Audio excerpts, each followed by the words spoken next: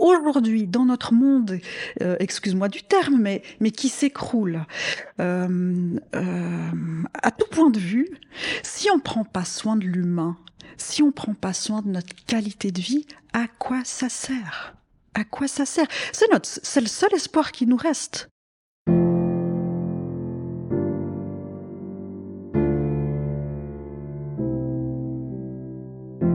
Quel leader serais-tu si tu t'autorisais à exprimer ce qui te tient vraiment à cœur?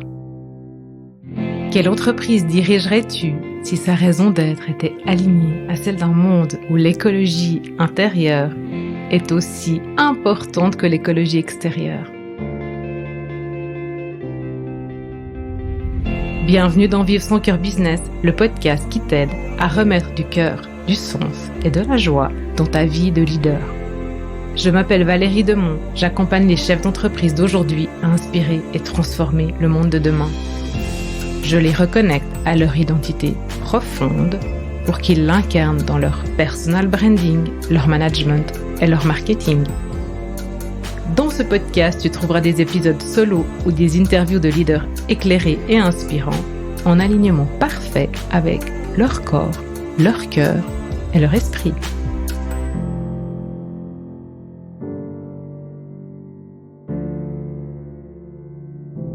Plaisir d'accueillir Nicole Blachat de Physionomade. Et c'est grâce à Catel Bosser que j'ai rencontré Nicole. Catel, elle a une entreprise qui s'appelle Blooming Companies et elle est l'auteur de plusieurs livres. Donc, je vous laisserai aller regarder. En tout cas, merci beaucoup, Catel. La raison pour laquelle j'ai choisi d'interviewer Nicole, c'est parce que pour moi, elle représente l'entreprise du futur. Vers quoi j'aimerais qu'on se tourne aujourd'hui, les pas, les choix qu'on fait aujourd'hui qui déterminent demain. Et ce que j'ai aimé vraiment chez Nicole, à part son franc-parler, ça je pense que c'est nos racines communes en fait qui nous ont emmenés là-dessus, mais c'est la manière vraiment précise dont elle organise, gère son entreprise aujourd'hui. Donc, je pense que ça peut être super inspirant pour vous. Et puis, elle travaille beaucoup dans son équipe avec des personnes de la génération Z. Et c'est très inspirant, en fait, la manière, en fait, dont elle cherche à les inclure, à les valoriser, et puis adapte aussi la manière de travailler à leurs besoins, à eux. Ce qui est très, très intéressant, et vous verrez que c'est passionnant. C'est passionnant, je dis que ça. Et puis, l'autre chose, c'est que Nicole, physionomade, qui dit nomade, dit déplacement, et Nicole est très sensible à l'empreinte carbone de son entreprise. Et justement, avec la collaboration de Catel, elles ont mis en place des choses très intéressantes pour réduire l'empreinte carbone de l'entreprise, même si Nicole elle est un peu dure avec elle-même. Il y a vraiment des choses très très belles. Et donc, je pense que vous allez apprécier cet épisode. Bon, allez, j'en dis pas plus. Je vous laisse tout de suite avec Nicole Blachat de Physionomade. Salut Nicole. Bonjour Valérie. Je vais te présenter en fait. Oui, alors je m'appelle Nicole Blachat, je suis originaire du canton de Vaud, j'ai fait mes études à Lausanne, donc je reviens à la source maintenant chez toi. Reviens. Je suis physiothérapeute de profession. Je suis mariée avec un homme qui me soutient dans tout ce que j'entreprends, avec un amour inconditionnel. Wow. Donc je le remercie 1000 fois. J'ai 2 enfants d'un premier mariage, Nathan qui a 20 ans, Corentin qui a 18 ans. Ouais. Voilà.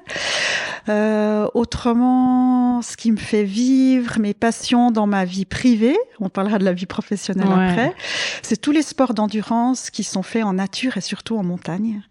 Depuis toute petite, j'ai une attirance incroyable pour la montagne. Ah ouais. Donc, j'y vais à vélo, évidemment en rando, en ski de rando, en randonnée normale. Enfin, dès que je peux me retrouver en montagne, j'y cours. Voilà, et je contemple. Ouais. Donc, t'aimes la montée. Et j'aime la montée. J'aime pas la descente. C'est ça. J'aime gravir des sommets. Ouais. Et t'aimes te trouver en haut du sommet Ah oui, m'asseoir et regarder. Ouais, m'asseoir et regarder. Et là, j'ai envie d'être un aigle et de survoler toute la montagne. Wow. Ça, c'est un grand rêve. Ça fait quoi? Ça te fait quoi en toi, tu sais, quand t'es en haut, quand t'arrives en haut et puis que tu surplombes, c'est c'est un accomplissement, c'est un épanouissement, j'ai l'impression d'être là où je dois être. Ouais. C'est waouh, merveilleux. Et tu ressens ces sensations-là dans ta vie de tous les jours aussi, ou c'est seulement quand quand t'accomplis un truc dans ton job, ou voilà, tu le sens aussi? Non, de plus en plus, je le sens. Ouais. Dans les 5 dernières années, j'ai commencé à sentir vraiment de trouver ma place. Ouais. De découvrir qui je suis, quels sont mes talents, et de me trouver à ma place. C'est merveilleux. C'est beau, hein? C'est merveilleux. Wow. C'était... Des fois, j'ai envie de dire, mais t'es en retard, quoi. C'était l'heure. Ouais. Oh la vache, c'est beau. Hein. Ouais. Puis après, comme mon chemin, je pense qu'il est né quand j'étais toute petite fille. Mes parents étaient abonnés à la revue suisse de paraplégie. Et en étant enfant, moi j'étais fascinée par cette revue. Je l'attendais tous les mois avec impatience. Et je lisais avec avidité les témoignages de patients qui avaient eu un accident, qui étaient devenus paraplégiques. Et ils racontaient comment, déjà, ils avaient dû modifier leur environnement de vie, au niveau matériel, purement matériel, et comment ils s'étaient reconstruits derrière. Est-ce qu'ils avaient réussi à reprendre un boulot, lequel, la vie familiale, etc. Et j'étais fascinée par ces histoires. Comment peut-on se relever d'un pareil accident de vie? Donc ça m'a accompagnée toute mon enfance, et je me sentais vivante, beaucoup plus vivante quand j'étais en présence de gens qui avaient vécu quelque chose de difficile et qui avaient réussi à s'en sortir. Des personnes paraplégiques ou qui ont eu un traumatisme physique, ou finalement peu importe? Peu importe. Alors moi j'avais la paraplégie sur la table de la cuisine, tu vois, donc c'était un hasard, mais peu importe en effet, peu importe. Ça peut être un événement psychique, ça peut être un événement de deuil, ça peut être n'importe quoi, mais j'étais fascinée par cette résilience. Et très vite, j'ai senti que j'avais besoin d'apporter du sens dans ma vie. Autrement, je déprimais, mais pas juste un petit peu. Ouais, beaucoup. J'avais l'impression de plus arriver à avancer, de devoir m'asseoir et de plus rien faire parce que ça n'avait pas de sens. Donc très tôt, à 14-15 ans, je lisais de la théologie, je lisais de la philosophie, j'étais en recherche continuelle de sens. Ouais. Et puis après, évidemment, on se pose la question, mais pourquoi un enfant? Normalement, enfant, on joue à la corde à sauter, on fait du vélo, ce que je faisais aussi, mais pourquoi une recherche de résilience? Et après, je me dis, c'est peut-être dû à ma naissance. Je suis née en Afrique, mes parents étaient allés travailler en Afrique pendant 2 ans à Abidjan. Et puis suite à un accident de la circulation, en fait, ma sœur a rebondi sur le ventre de ma mère. Ça a déclenché les contractions. Ouais. Et puis t'imagines bien qu'en Afrique, en 1975, les soins de néonatologie, etc., ça n'existait pas. Donc je passe tous les détails, mais je suis née avec 2 mois d'avance. Et quand je suis sortie, les médecins ont tout de suite dit à ma mère, Madame, votre enfant va mourir, faut que vous sachiez. Et ma mère a dit non, pas du tout, elle vivra. Et comme j'étais totalement flasque, j'avais pas du tout la force de téter, rien du tout. Donc elle m'a nourrie à la seringue comme un petit oiseau pendant des semaines. Donc toutes les 20 minutes, elle tirait son lait et elle me nourrissait à la seringue, jour et nuit. Et finalement, je suis là, je fais 1m82 et tout va bien. Donc je me dis... Non, mais tu vas me faire pleurer. Wow. Je me dis peut-être qu'inconsciemment, cette lutte pour la vie dès les premiers instants m'a peut-être marquée et m'a peut-être éveillée justement à cette sensibilité de comment on fait pour survivre et se reconstruire. Voilà. Bon, bah bientôt. Non, c'est beau, quoi. Waouh. Donc, donc pour toi, comment tu définis la résilience? Parce que du coup, t'es passionnée par ça. Et comment tu la définis, toi, dans tout ce que tu as appris, vécu? Moi, je la définis par une foi en la vie. Quoi qu'il arrive, on a cette possibilité en nous de se reconstruire. Alors, ça passe par le deuil, hein, parce qu'on sera jamais comme avant. Ouais. Donc il faut avoir cette capacité de deuil qui est souvent tellement difficile, mais ça passe par cette foi en la vie. on a cette capacité en nous de se reconstruire quoi qu'il arrive.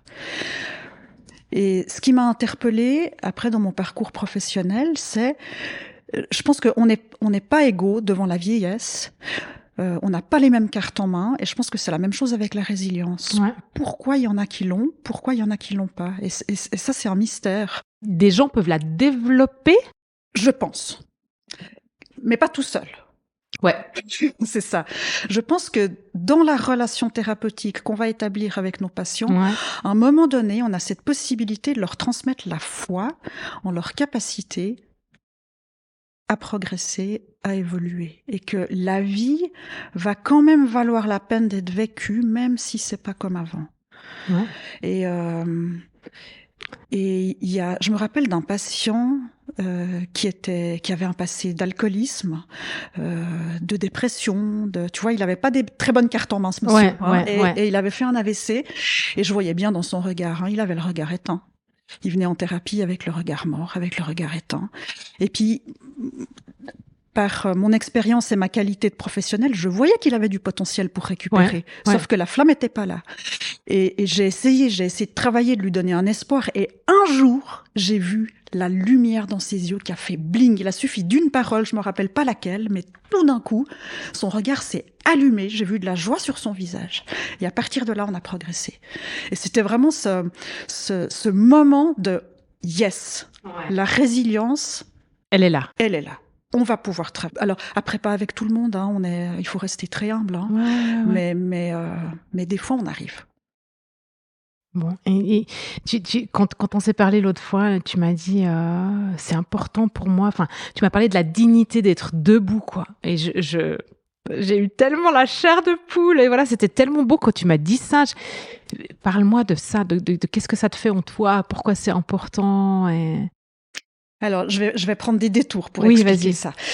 Donc, j'ai travaillé 15 ans dans un service de neurorééducation à l'hôpital Beau Séjour à Genève, où la majorité de nos patients, ils avaient des AVC ou des traumatisés crâniens, mais surtout des AVC. Et quand un AVC, c'est d'une seconde à l'autre, ta vie bascule.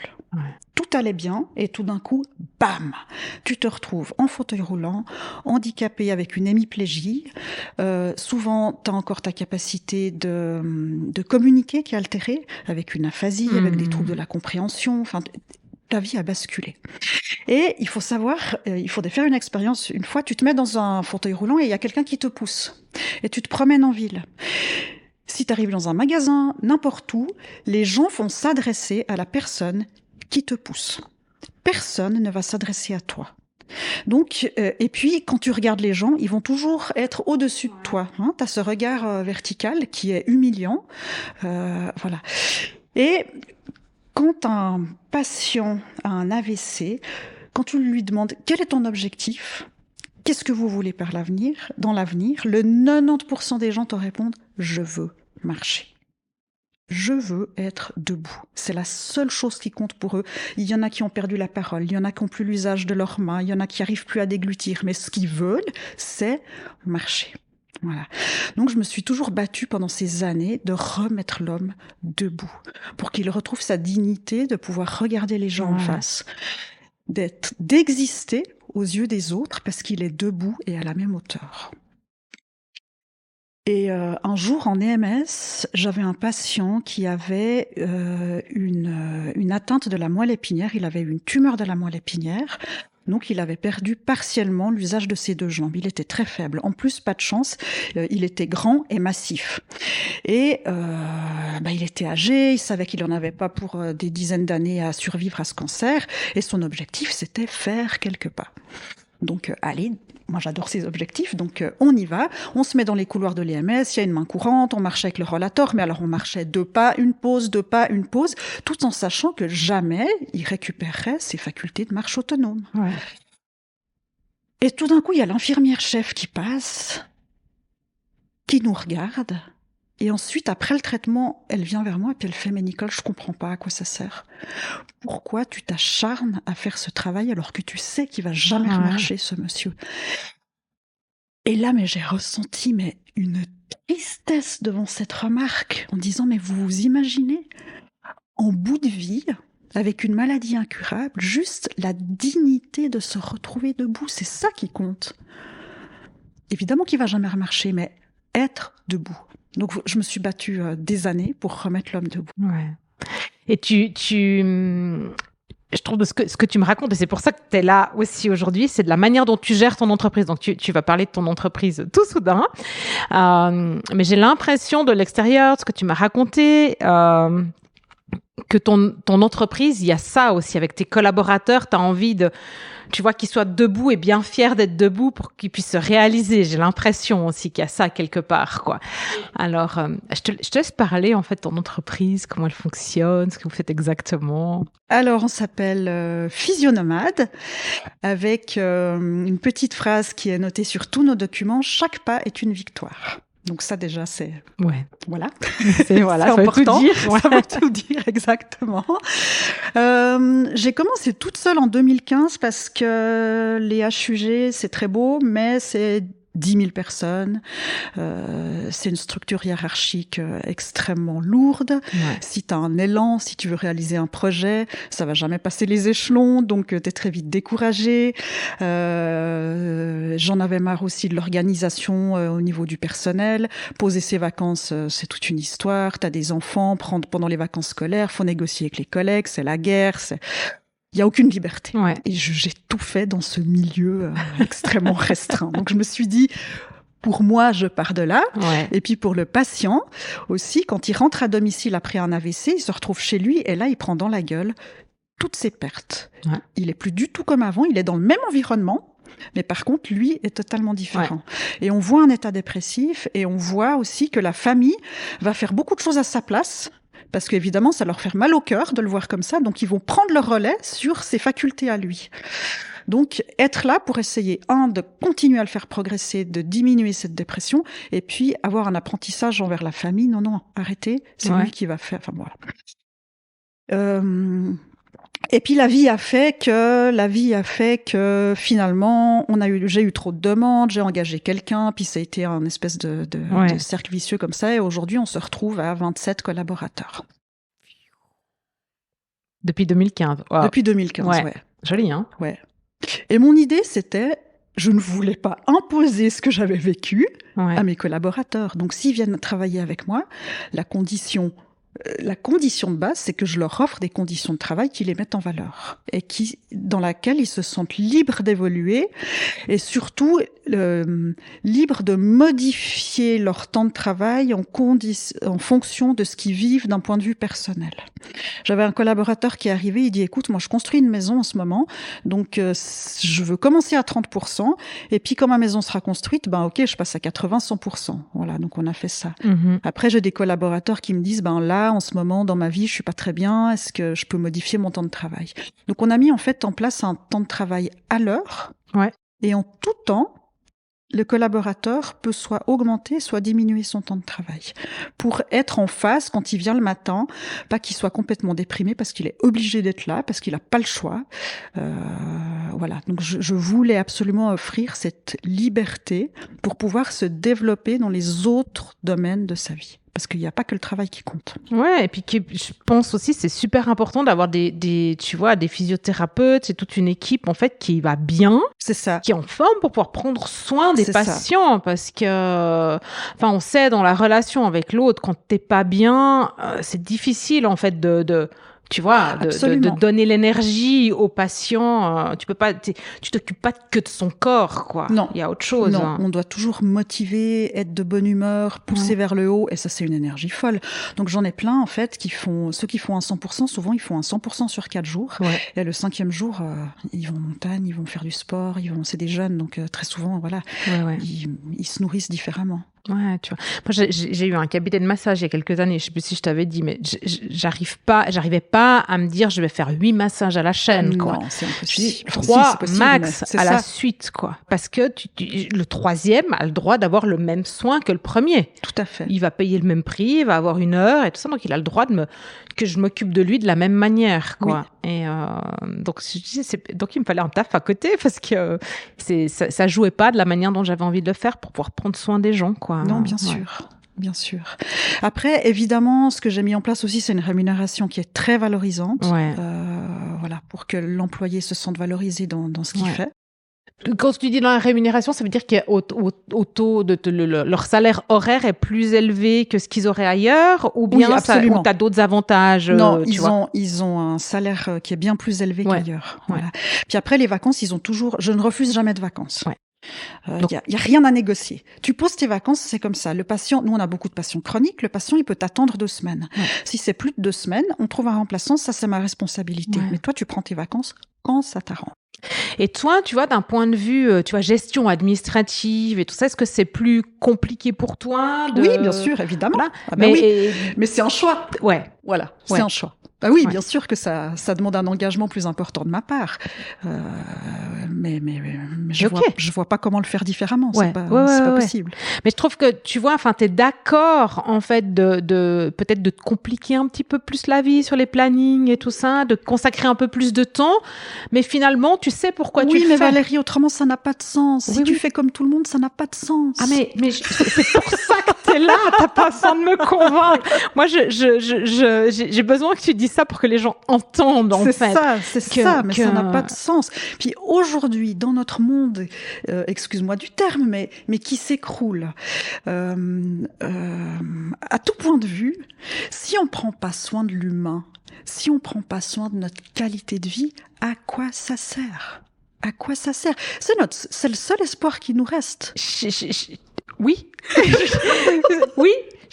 Oui, je suis 2000% d'accord avec toi. Si 2000, c'est possible, je suis d'accord avec toi. Oui. Il y a que ça. Et si on prend soin de l'humain, j'ai toute une théorie, en fait, qui fait que si tu prends soin de toi, les gens autour de toi sont mieux, et puis les gens autour des gens sont mieux. Finalement, globalement, le monde va mieux, parce qu'après, c'est une boule de neige. Mais aussi, tu vas aller travailler de bonne humeur, tu seras plus productif, tes collègues, ils seront motivés. C'est ça. Et après, il y a une forme de rentabilité aussi pour l'entreprise. Et le fil en aiguille, quand tu vas bien, tu prends moins de médoc. C'est ça. Et tu vois, et tu fais du sport, et tu peux prendre soin de toi, puis t'as le temps d'aller à la déchetterie quand tu vas bien. C'est ça. Tu vois, donc sinon tu mets tout dans ton sac à ordures normal, quoi. Oui, je suis tout à fait d'accord. Ouais. Oui, tout à fait. Et puis aujourd'hui, on a l'humain, cette capacité de détruire, qui est hallucinante, totalement hallucinante. Mais en contrepartie, l'humain a cette capacité d'aimer, qui est hallucinante. Alors aujourd'hui, usons de ça, de notre capacité d'amour. Développons, en fait, ou accentuons le trait, en fait, pour, tu vois, sur tout ce qui est, on va dire, positif, ou l'amour, la compassion, ou la générosité, l'éthique, enfin. La gentillesse, osons le dire, la gentillesse. Ou moi, j'ai entendu, tu sais, bon et bête. Oui. Enfin voilà, toutes ces expressions en fait qui aujourd'hui on les veut plus parce qu'on a besoin en fait de développer toutes ces qualités du cœur en fait qui pourraient montrer qu'on est peut-être faible dans la société d'avant. Oui, d'avant. Bon, vous avez mis en place t'as mis en place encore un paquet de trucs dans ton entreprise ou dans votre entreprise parce que moi je pense que tu co-crées aussi beaucoup avec eux. Oui. Alors comment je viendrai après sur la partie éco-responsabilité, voilà. Mais comment tu les intègres et tu les embarques avec toi, cette équipe? Alors, c'est compliqué parce qu'on se voit pas. On se voit peu. Parce que quand on fait de la physio à domicile, c'est chacun chez son patient, chacun, voilà. Alors, on a essayé de mettre en place un groupe de blabla. C'est-à-dire que au fil de la journée, quand il nous arrive quelque chose de négatif, de positif, on crève un pneu, un patient tombe, on reçoit un super cadeau, on partage avec nos collègues. On lance sur Blabla toutes les aventures qui nous arrivent dans la journée. Donc déjà ça crée un lien, on rigole, voilà. Ensuite, on a mis en place des Blabla Resto. Ça a un petit peu de peine à prendre encore, mais on aimerait que ça prenne pour qu'on puisse juste se voir et puis parler de plein de choses, quoi. Ouais. Et on fait un colloque dînatoire tous les mois où on a une heure et demie de travail et puis ensuite on mange ensemble et on échange. Donc voilà ce qu'on a mis en place. Et régulièrement, 1 à 2 fois par année, on fait des ateliers d'intelligence collective où je leur demande de rêver. Qu'est-ce que vous voulez? De quoi vous rêvez pour votre travail, qu'est-ce qu'on peut faire de fou, qu'est-ce qui vous fait rêver dans votre travail. Et on met des idées sur le papier, puis ensuite on va essayer de réaliser les projets qui ont le plus de votes, qui ont donc ça, c'est quelque chose que j'essaye de mettre en place, mais je me rends compte que c'est difficile de faire rêver des gens en entreprise. Et ça va être encore un beau chemin pour les aider à avoir des idées encore plus folles. Donc toi, la plupart de tes collaborateurs, là, ils sont jeunes? Oui, ils sont jeunes. Ouais. Alors on a une moyenne d'âge, on a calculé, j'étais surprise, on a une moyenne d'âge de 35 ans, je pensais que c'était moins. Mais j'en ai qui sont tout jeunes, tout à fait, qui ont 25, 26 ans, jusqu'à 42 ans, et moi la plus vieille. Et toi, tu vois, en fait, est-ce que la capacité de rêver, elle dépend de l'âge, ou de ce que non, tu moi, j'ai vois, l'impression ou du format, en fait? Non, encore aujourd'hui, les gens sont relativement sérieux. Hein. Moi, je suis très surprise de ça. En tout cas, dans mon équipe, ils sont au boulot, quoi. Ouais. Alors, on va pas se mettre à rêver au boulot, quoi. Au boulot, il faut qu'on soit sérieux, qu'on fasse un bon travail, qu'on rende des comptes aux médecins, qu'on rende des comptes aux patients, qu'on a une rigueur professionnelle. C'est difficile de rêver dans ce contexte-là. Ouais. Et j'aimerais bien qu'ils arrivent à rêver. Ouais. Puis après, ce que je suis en train de mettre en place cette année aussi, c'est qu'on a un comité qui m'aide à prendre des décisions. Et dans ce comité-là, je vais leur distribuer la semaine prochaine le livre de Romain Cristofini sur l'intelligence spirituelle au travail. Donc, je vais leur distribuer ce livre. Super. Et on va faire une retraite en nature. On va aller dormir à la Belle Étoile, autour d'un feu, et que le comité puisse justement réfléchir encore plus que les autres, parce qu'ils vont être porteurs après. Ouais. Qu'est-ce qui fait aujourd'hui qu'ils ont fait ce choix de vie d'être soignants, d'être physiothérapeutes? Quelle est l'étoile qui suivent? Quelle est leur mission de vie? Donc on va réfléchir autour du feu à tout ça pour essayer de mieux communiquer à notre équipe cet élan. Mm-hmm. Qu'est-ce qu'on fait là aujourd'hui dans nos vies de différents? Voilà. Donc ça, c'est quelque chose qu'on va mettre en place cette année. Comment ça t'est venu, ça? Tu vois, le livre de Romain Cristofini, l'idée d'aller autour du feu et tout ça, d'où t'as chopé l'inspiration, tu vois, ou est-ce que t'en as rêvé une nuit, puis tu dis, j'ai envie de faire ça avec eux, ou d'avoir un comité, tu vois, de plus te dire, en fait, je suis toute seule à diriger ma boîte. Alors, par rapport au comité, je suis toute seule à diriger ma boîte, j'ai fait une année de coaching avec Catel, de Blooming Company. Ouais. Donc, mon entreprise a grandi très, très rapidement, et c'était vraiment un problème. Comment on fait quand on passe de 4 employés à 26? Je peux plus gérer toute seule. Donc là, j'ai vraiment eu besoin de Catel pour savoir, comment on fait. Donc c'est là, c'est là un comité. Je prends plus les décisions toute seule. Je délègue des tâches. On fait des groupes de travail. Donc voilà, ils sont intégrés aussi dans des groupes de travail. Où on a un projet, ils travaillent par petits groupes. Voilà. Puis après, tout l'aspect spirituel autour du feu, ça vient de mon enfance, quoi. Ça vient de mon éducation, et puis ça vient de choses que j'ai expérimentées. J'ai passé plusieurs mois dans des monastères, griller les cervelas autour du feu, c'est une activité qui est essentielle dans la vie, surtout quand on est suisse. On a grandi dans le même coin. C'est ça. Ouais. Dormir dehors, regarder les étoiles, regarder les orages, aller dans le désert. Enfin, ça fait partie de moi, mais c'est waouh. Voilà. Ouais, c'est comme la montagne, quoi. C'est comme la montagne. Ouais. La vie a beaucoup moins de valeur sans ça. Ce que je voulais vraiment dire aujourd'hui dans mes projets avec mon entreprise, c'est que dans l'année qui vient, et ça va pas être possible en une année, mais dans les années qui viennent, j'aimerais qu'on arrive à développer une meilleure qualité de présence auprès de nos patients, pour être capable de mieux les écouter, pour être capable d'éveiller leur potentiel caché, de les mener sur un chemin de résilience, de les aider à progresser, et quand c'est plus possible de progresser, parce qu'on a des maladies comme la maladie de Charcot, où la progression, on sait très bien que voilà, mais de les accompagner et de leur montrer que la vie reste généreuse. Mais la vie reste pas généreuse par magie. On est bien d'accord, parce que si on est avec eux aujourd'hui, c'est qu'ils ont traversé des épreuves, c'est que la vie n'a pas été généreuse. Alors comment la vie devient généreuse? C'est grâce à notre relation à eux. C'est à nous d'être généreux. C'est à nous de leur apporter de la joie. Et je crois qu'aujourd'hui, c'est la seule manière de rendre la vie généreuse. C'est dans notre relation à l'autre. Et de faire prendre conscience à mon équipe qu'on a ce pouvoir-là, qu'on a ça dans les mains. et qu'on va en user. Et qu'on va en user à outrance. Waouh. Et eux, pour le moment, enfin aujourd'hui, avec ça, ils sont conscients, ils sont ouverts, ils sont.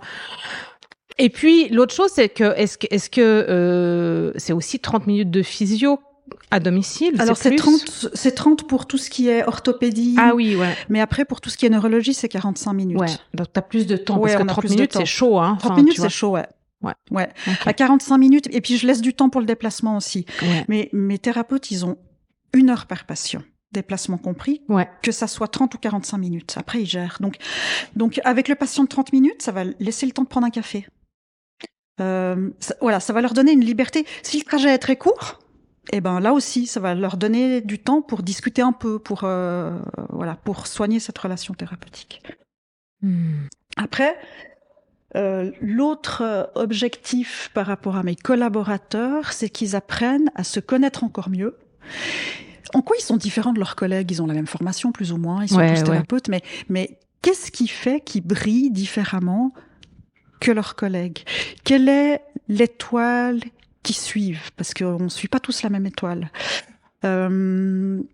Qu'est-ce qu'ils vont apporter d'unique au monde? Quelle est leur mission de vie? Donc j'aimerais vraiment arriver à faire ce travail pour qu'ils se connaissent, pour que le matin, quand ils arrivent au travail, ils sont là.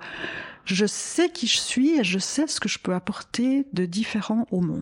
En fait, tu vas vraiment les faire peler leur oignon pour révéler leur diamant intérieur, quoi.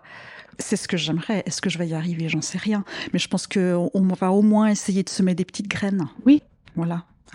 Après chacun son chemin, tu vois. Chacun son chemin. Et puis on n'a pas je peux pas avoir cette exigence morale envers eux. Hein. Non, c'est leur vie. Non. Mais si je peux insuffler des petites graines et puis que ça germe chez certains d'entre eux, ça sera tout ça de gagner. Mais tu vois, ça me fait penser, je replonge 25 ans en arrière. Mon premier boss, mon premier directeur, il m'avait dit, donc moi j'étais déjà, depuis toute petite, je me pose 50 000 questions, quoi. Et puis donc j'étais en quête de, tu vois, ma place dans l'entreprise. Et puis il me disait, mais Valérie, tu dois choisir, dans la vie, tu dois choisir être ou avoir. Wow. Alors moi j'avais compris salaire, quoi, tu vois. Donc il m'avait fait un dessin et voilà, bref, donc, j'étais toute jeune. Et puis j'avais pas encore le recul que j'ai aujourd'hui. Et puis aujourd'hui, alors après, pendant longtemps, je me suis dit, ah ouais, j'ai compris en fait ce qu'il voulait dire par être ou avoir, donc être pleinement moi et tout ça. Ça veut dire que si en fait je veux être pleinement moi, je peux pas avoir en fait tout. Et puis aujourd'hui, je me dis, en fait, j'ai trouvé qui je suis pleinement et je peux avoir tout, tu vois. Excellent, et donc, j'ai pas besoin de chercher être ou avoir. Bien sûr que des moments, tu vacilles un peu sur ta ligne d'équilibre et voilà.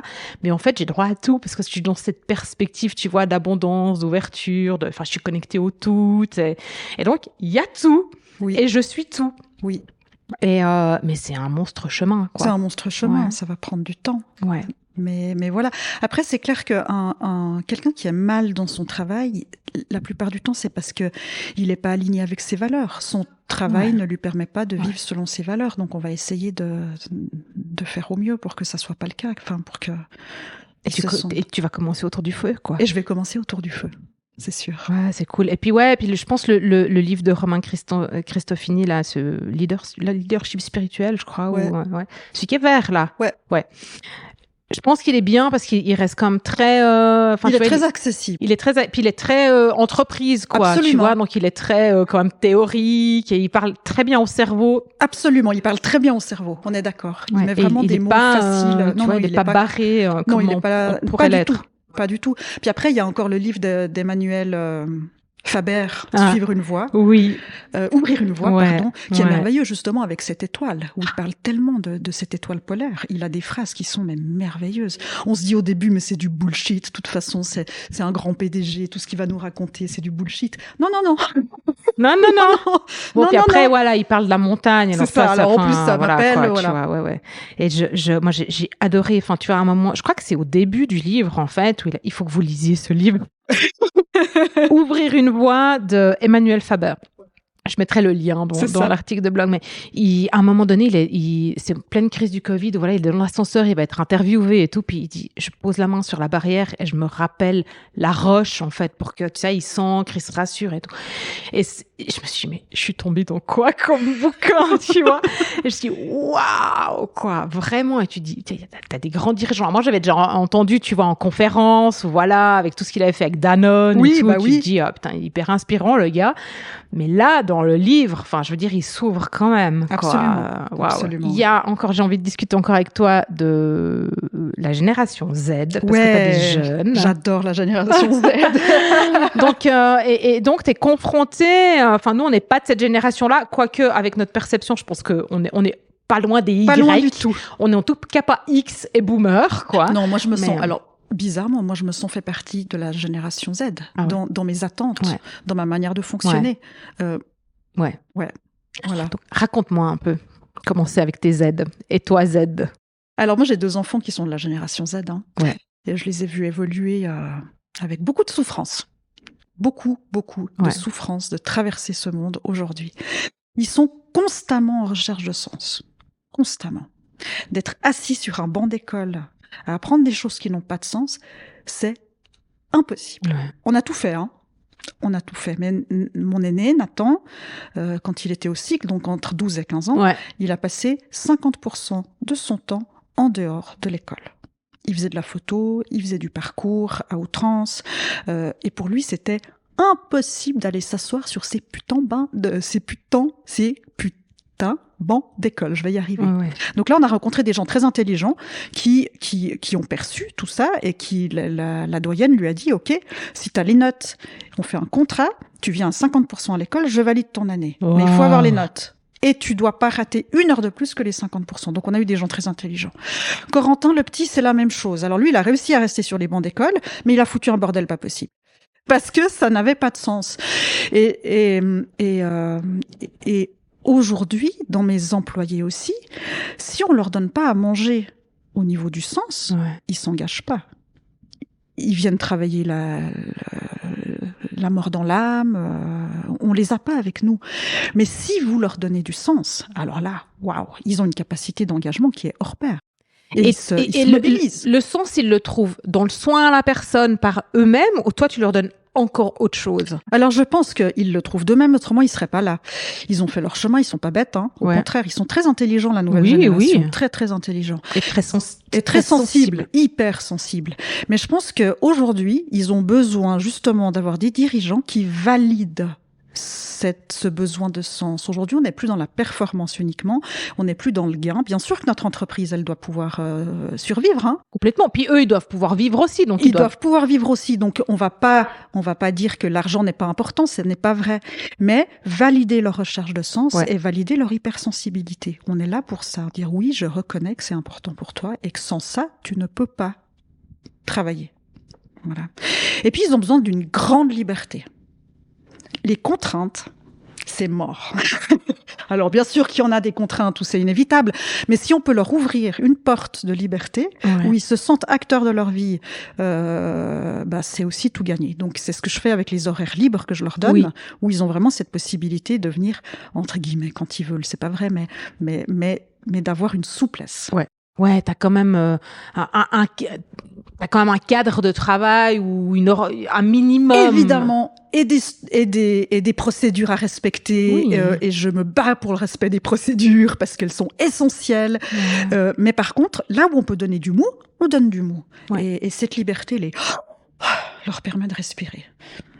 Alors voilà, moi je trouve ce qui caractérise cette génération Z, c'est une recherche de sens absolu, un besoin de souplesse et de liberté, mais aussi une capacité d'engagement qui est hors pair. Avant, on travaillait pour gagner sa vie, on travaillait pour monter les échelons, on travaillait pour son ego, mais aujourd'hui c'est plus comme ça.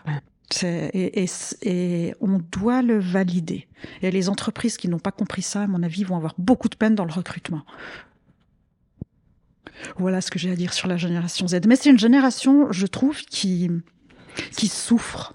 Tous les systèmes sont en bout de course, il faut réinventer des nouveaux systèmes. Et ça, c'est waouh. Alors, c'est génial parce que c'est super enthousiasmant, mais si t'es un peu peureux ou frileux, anxieux. On est tous anxieux en ce moment. On est tous anxieux parce que de toute façon, ça arrange tout le monde qu'on soit anxieux. Comme ça, on reste sage, on se rebelle pas, et voilà, et puis on fait pas bouger les choses, quoi. Mais on a besoin, en fait, que de cette créativité et puis de l'inspiration pour pouvoir créer quelque chose de nouveau, quoi. Oui, puis au niveau de la formation, moi, j'ai pris des claques énormes Vraiment, j'ai pris des claques énormes. Quand je vois mes enfants qui pouvaient plus aller à l'école, je dis, mais c'est pas possible. On doit apprendre qu'il y a d'autres chemins. On doit apprendre que... Alors, en Suisse, on a beaucoup de chance parce qu'on a des passerelles partout. Mais la génération va plus faire comme avant, hein, suivre une trace. Non. Ils vont tracer des chemins de traverse et il faut qu'on leur fasse confiance dans ces chemins de traverse. Ce qui est pas facile. Ouais. Ce qui est pas facile parce que nous, on a grandi dans le moule, quoi. On a grandi dans le moule. Et si on n'était pas dans le moule, ça n'allait pas. Ouais, c'est ça. Donc nous, on a fait notre chemin, mais n'empêche qu'il y a encore après, la société n'a pas complètement tout bougé, quoi. Donc après, ils feront leur chemin eux, quoi, aussi. Alors après, moi, quand j'étais en école de physiothérapie, très régulièrement, j'étais pas au cours, j'étais en montagne, hein. Donc j'ai aussi expérimenté ce genre de fuite. Donc j'essaye de le comprendre. Quand c'est ses enfants, c'est beaucoup plus anxiogène. Ouais. Mais oui, il faut qu'ils tracent leur chemin et il faut qu'on leur fasse confiance. Ouais, je pense que après moi, d'autres échelles, enfin, j'essaie de lui lâcher la grappe à mon fils, quoi. Vraiment me dire, mais il a les ressources en lui, et puis s'il a besoin, il viendra, quoi. Oui. Et il y a que en allant faire ses expériences, et nous, on est au filet de sécurité derrière, donc finalement, il risque quoi? Rien. Pas grand-chose. Pas grand-chose. Mais il faut qu'il y aille. C'est en dehors de la maison et de l'école que tu te construis, quoi. Oui. Il me semble. Oui. Tu vois, il y a plein de patrons ou de dirigeants d'entreprise qui disent que les aides, ils veulent pas bosser, en fait. Non, mais je suis pas d'accord. Moi, je suis pas d'accord. Je suis pas d'accord du tout, alors. Pas d'accord du tout. Je pense que c'est vraiment dû à un cadre trop rigide s'ils veulent pas bosser. Ouais, en fait, l'ancien cadre ne fonctionne plus. Alors, maintenant, il faut prendre des pincettes. Je suis dans un domaine où il est très facile de créer un cadre différent. Il y a des domaines où c'est quand même plus compliqué. Mon frère m'engueulait une fois en disant arrête de te la péter, tu crois que dans le bâtiment, on peut faire tout ce que tu fais. Évidemment. Ouais, mais tu vois, maintenant, je sais pas si tu as entendu le groupe FIDA, il y a une partie, c'est dans la construction, une partie de leur activité qui est dans la construction. Ils veulent passer à la semaine de 4 jours, quoi. Ouais. Donc, je veux dire, à un moment donné, peu importe moi, le c'est pas possible, je veux plus l'entendre, quoi, tu vois. J'en ai marre d'entendre ça, parce que je pense que c'est pas possible parce que tu veux pas. Ouais, peut-être. Mais si t'as envie, si tu crois que tu vas pouvoir t'ouvrir, chercher des solutions. Bien sûr que ça sera pas le même cadre que le tien. Non. Parce que le tien, il est propre à ton activité, toi, comment tu vois les choses. Moi, les collaboratrices que j'ai, je dis, tu bosses quand tu veux. Ouais. Je m'en fous. Oui. Tu te délivres. T'es pas bien, ou t'as mal à la tête, ou aujourd'hui t'as pas envie, ou ça pleut, puis tu préfères faire du Netflix, ou j'en sais rien quoi d'autre, ou aller en montagne, ou quand il fait beau. Égal, profite. Je veux juste que le job soit fait. Exactement. Chacun son rythme. Voilà. Il y en a qui travaillent la nuit, il y en a qui travaillent le matin, il y en a qui travaillent tout à fait. Si on peut, chacun son rythme. Si on peut, tout à fait. Et moi, je préfère que tu bosses la nuit, si ça te convient la nuit, plutôt que toute la journée, tu traînes à bosser sur un truc qui t'intéresse pas, quoi. Tout à fait. Après, je sais pas, est-ce que c'est parce que nous, on veut plus le cadre, quoi, tu vois? Oui, mais il y a ça aussi. Après, nous, on est sortis du cadre, on est sortis du cadre parce qu'on le supportait plus, il y a aussi ça. Donc, on veut pas imposer ça aux autres. Surtout pas. Surtout pas. Et donc l'autre raison pour laquelle tu es là, c'est qu'avec Catel donc je vous mettrai aussi les infos sur Catel Bosser de Blooming Company, tu en as parlé tout à l'heure. Vous avez fait aussi tout un travail sur l'organisation, on va dire géographique d'un point de vue déplacement et donc pour votre empreinte carbone et ça. Donc raconte un peu ce que vous avez fait. Alors en grandissant, maintenant on se déplace dans tout le canton de Genève. Et puis, on sait que Genève est une grande région qui va au-delà des frontières. Donc, les employés ne sont pas genevois. Ouais. Donc, c'est vrai que le 97% de mes employés viennent de la vallée de l'Arve, viennent d'Annecy. Donc, ils arrivent tous avec leur voiture. Ouais. Et ensuite, ils se déplaçaient en voiture dans Genève. Donc, ça fait quand même beaucoup. Hein. Ça fait une vingtaine de voitures qui roulent. Voilà, on n'était pas très fiers de notre bilan carbone. Ouais. Donc, on a fait un état de lieu sur le bilan de carbone. Et puis, on s'est fixé un objectif de diminution du bilan carbone. Et en faisant un atelier d'intelligence collective, on leur avait donné cette mission. Demain, il y a le canton de Genève, il y a un gros pic de pollution. On n'a plus le droit d'entrer dans Genève avec les voitures. Comment vous faites pour vous organiser ? Ouais. Et dans cet atelier d'intelligence collective, la première chose qui est ressortie, c'est on doit diminuer nos zones, c'est-à-dire que on doit restreindre nos zones d'intervention. Donc un thérapeute va s'occuper d'une zone la plus petite possible pour avoir des déplacements les plus courts possibles. Ouais. Voilà. Donc ça, on a déjà essayé de travailler là-dessus, de se répartir des zones et de raccourcir nos kilomètres. Puis après, inévitablement, il faut qu'on passe à une mobilité zéro carbone, si possible. Ouais. Alors comment changer les habitudes, ça c'est terrible. Donc Catel nous a fait un rallye. Nous a construit un rallye qui a gagné le prix Inno-Suisse de cette année, où elle nous a fait pendant une demi-journée se déplacer dans Genève avec des points à atteindre en utilisant que de la mobilité zéro carbone. Donc on est allé à pied, on est allé en TPG, on est allé en bateau, on est allé en vélo cargo, en vélo électrique, en Tesla. Donc voilà, c'était hyper ludique, c'était hyper marrant. On avait des questionnaires, des objectifs, voilà, pour découvrir cette mobilité zéro carbone. Ensuite, on est arrivé au parc des Bastions. On a fait une flash dance. Enfin voilà, c'était la fête. C'était la fête. Et on a vu des comportements changer. Suite à l'atelier d'intelligence collective, plus le rallye, certains ont commencé à prendre trottinette électrique, vélo tout simple, vélo électrique. Donc, on a quelques personnes qui ont commencé à opérer du changement. Et tes collaborateurs, ils n'ont pas besoin de matériel ou ils ont un sac à dos, ça suffit? Ça suffit complètement, ou des sacoches vélo. Ouais. Okay. Ils n'ont pas besoin de trimballer le gros ballon et des choses comme ça, quoi. Non. Un Bosu ou d'autres choses, quoi. C'est vraiment... Non, on arrive vraiment à bien travailler avec ce qu'on trouve chez le patient et ce qu'on amène comme petit matériel. On y arrive. Donc, deux sacoches à vélo ou un sac à dos, ça entre très bien. Voilà. Donc moi c'était vraiment une belle réflexion, mais ça suffit pas. Là aujourd'hui ça te suffit pas? Là aujourd'hui ça me suffit pas du tout parce que certains ont bougé, mais certains restent accrochés à leur habitude de la voiture et à leur confort dans la voiture, ce que je comprends. Et puis il y a toute la problématique de où est-ce qu'on se parque quand on arrive de France, où on pose la voiture. Il y a toute cette problématique à gérer. Donc je continue dans cet élan cette année, où je vais vraiment essayer d'aller beaucoup plus loin et peut-être de prendre des décisions plus courageuses. Je voulais forcer à rien, je voulais que ça soit vraiment un chemin doux, etc. Mais peut-être qu'à un moment, il va falloir faire autrement. Je ne sais pas encore, mais faire autrement. On a des entreprises qui se sont créées de physio à domicile et qui, dès le départ, ont dit tu te déplaces en vélo électrique, je te fournis le vélo électrique. Donc, il n'y a pas eu ce changement d'habitude à faire.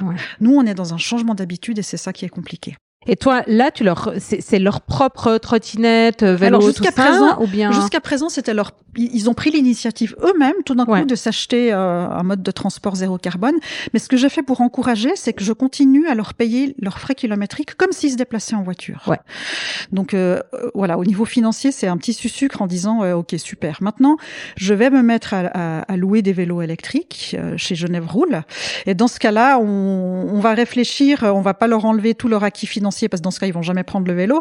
Mais il faut que ça soit vivable pour moi aussi. Donc, on va réfléchir à une méthode qui fait que voilà, moi, je perds pas trop d'argent quand même, mais eux sont toujours, ils ont toujours un sucre à utiliser, la mobilité douce. Donc oui, je vais commencer à fournir des vélos parce que je pense que c'est mon rôle. Parce que là, tu trouves que c'est pas assez. C'est pas assez. Donc, non, c'est pas assez. Il faut qu'on s'engage plus fort. Je pense qu'on n'a pas le choix de s'engager. Waouh, je trouve que c'est beau en fait de voir que tu pourrais te dire c'est déjà ça quoi. Non pour moi non, j'ai même des fois j'ai un peu honte en disant mais on n'est pas du tout allé assez loin là, il faut qu'on se bouge. Wow, écoute, bravo quoi. L'état d'esprit et tout, Je pense que beaucoup, mais même moi, tu vois, parce que sur la mobilité douce, c'est pas mon truc, quoi. Mais voilà. Bref, j'essaye quand même de faire à pied et en vélo, mais je suis une accro de la voiture, quoi. Donc voilà. Ça vient. Après, il y a d'autres moyens. Moi, j'ai un employé. Alors lui, il travaille beaucoup en campagne, donc le vélo, il pourra pas y arriver. Hein. Ouais. Il a trop de kilomètres à faire. Ouais. Donc, de sa propre initiative, bravo Arnaud, il s'est acheté une voiture électrique. Ouais. Donc moi, je peux pas imposer ça à personne. Non, mais lui, il est en zéro carbone du coup. Voilà. Alors, zéro carbone sur ses déplacements, il y en a qui vont s'affoler quand je dis ça, parce que oui, je sais, le coût de la fabrication des batteries, les déchets, enfin, c'est un grand sujet, mais au moins, aujourd'hui, quand il se déplace à Genève, il diminue. Au moins sur ses déplacements. Au moins sur ses déplacements, exactement, il est zéro carbone. Et bravo d'avoir pris cette initiative personnelle. C'est clair, parce qu'il n'était pas obligé, enfin, tu vois, non, c'est un coût quand même, une voiture électrique. Waouh, Qu'est-ce qu'on peut te souhaiter pour la suite, quoi, d'avoir un impact encore plus important, de réveiller les consciences, de réveiller la bienveillance, de réveiller une forme de spiritualité sans qu'elle soit religieuse. Ouais. C'est quoi la spiritualité pour toi ? Ouh là là, j'ai pas réfléchi à cette question. Ouais, je sais. Ouais. Non, alors c'est de se connecter au vivant. Ouais. C'est de se connecter au vivant, de se connecter à des forces qui font ressortir en nous des élans de vie. J'en dirai pas plus parce que c'est un sujet qui est très vaste. Ouais, mais moi je crois se connecter au vivant et se connecter à des forces qui nous font avoir un élan de vie, parce que l'élan de vie, c'est pas facile, hein.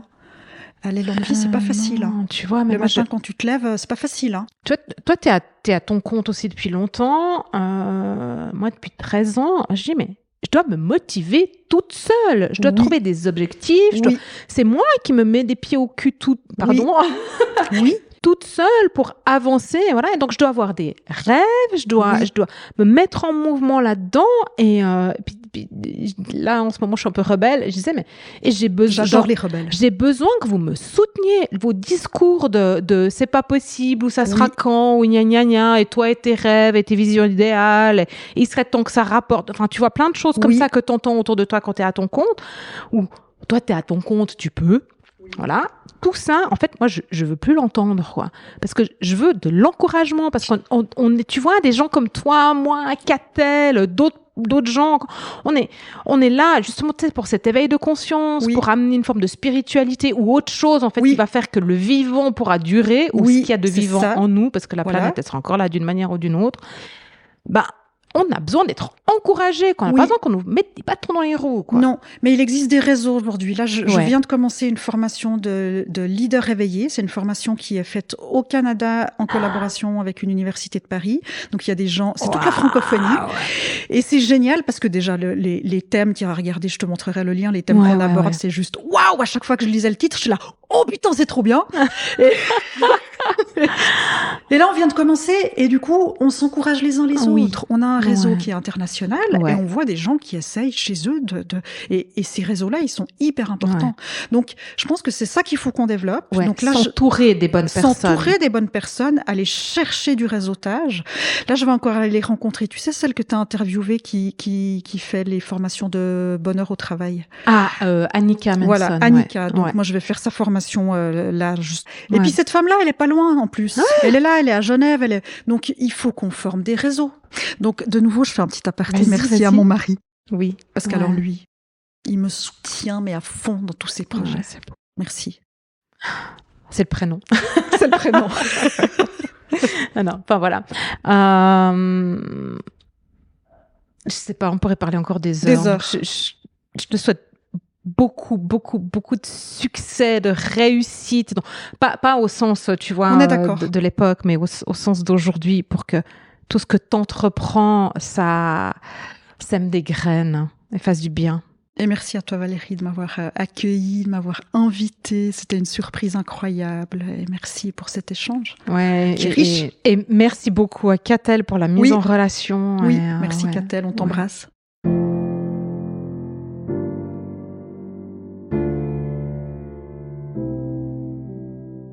Et voilà, c'est tout pour aujourd'hui. Je vous invite à prendre une action, un engagement envers vous-même, vos collègues, vos partenaires, ou encore votre entreprise, car tout commence et se poursuit un pas après l'autre. Si vous avez apprécié cet épisode de podcast, encouragez sa diffusion en le partageant avec les personnes qui comptent pour vous et donnez-lui des étoiles sur Apple Podcast ou sur votre plateforme d'écoute favorite. Pour être certain de recevoir tous les épisodes, abonnez-vous à notre newsletter sur greenheart.business/newsletter.